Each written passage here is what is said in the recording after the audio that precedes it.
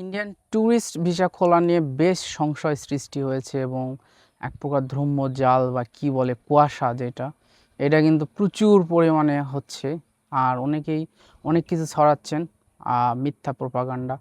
তো সব মিলে আজকে কথা বলবো ইন্ডিয়ান ট্যুরিস্ট ভিসা নিয়ে। আসলে ট্যুরিস্ট ভিসা খুলবে কিনা, ট্যুরিস্ট ভিসা খোলার কিন্তু মূল যে ফ্যাক্টরটা সেটা দাঁড়িয়ে আছে কিন্তু নির্বাচনের উপর। আপনারা জানেন যে পশ্চিমবঙ্গের যে নির্বাচন হচ্ছে এইটাতে কিন্তু অনেক যে তাদের পার্টি আছে তাদের কিন্তু একটা এজেন্ডায় আছে যে ভারতীয় অনুপ্রবেশকারীদের কিন্তু রুখে দিবে। সো এগুলা নিয়ে একটা অনেক ঝামেলা আছে। তো এই ঝামেলার মধ্যে কখনোই ট্যুরিস্ট ভিসা কিন্তু আপনাদের খুলবে না, তবে অবশ্যই ট্যুরিস্ট ভিসা খুলবে এই নির্বাচনের পরে ইনশাআল্লাহ। এতটুকুই বিষয়, একটু কমন সেন্স রাখতে হবে।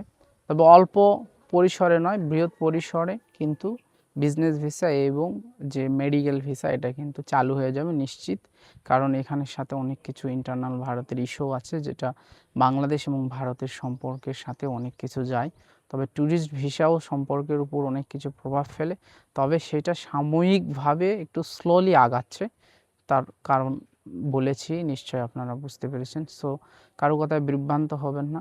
অফিসিয়াল আপডেট বা অফিসিয়ালি চালু না হওয়া পর্যন্ত একটু সবাইকে, যারা ট্যুরিস্ট আছে আমাদেরকে ধৈর্য ধরতেই হবে।